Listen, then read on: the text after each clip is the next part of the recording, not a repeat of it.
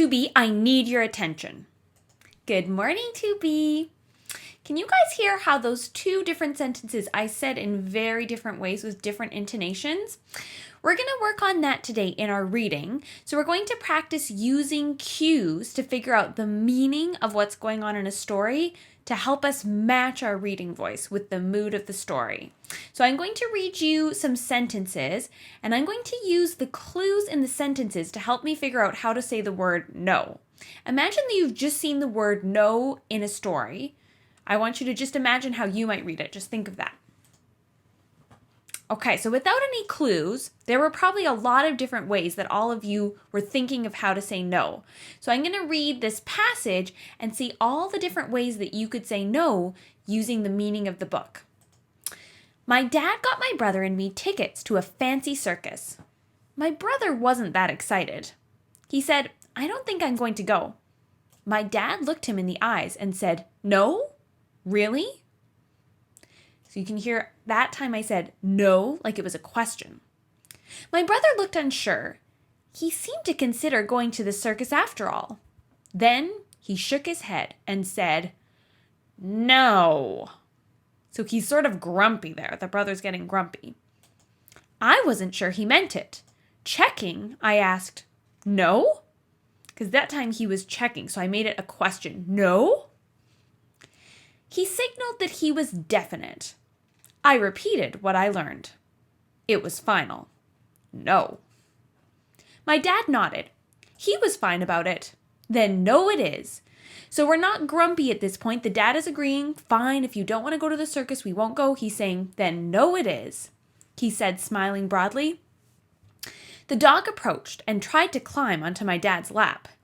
He pushed the dog down firmly. No, he said, and the dog left the room. So that, again, was a different way to say no. It was like a direction to the dog, so we would say it very firmly, no, like that.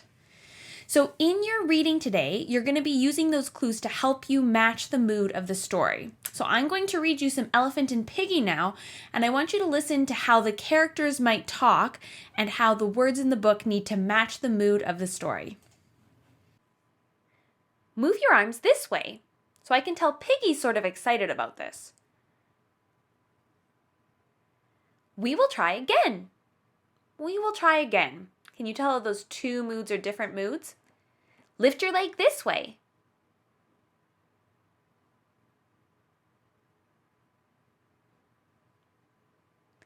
We will try again.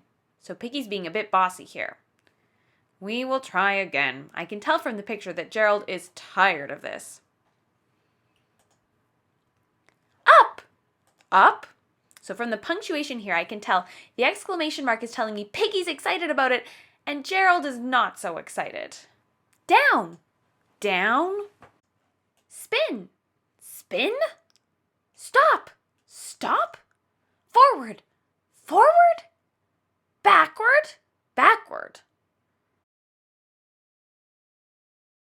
Wiggle waggle! Wiggle waggle! Robot walk! Robot walk! Enough!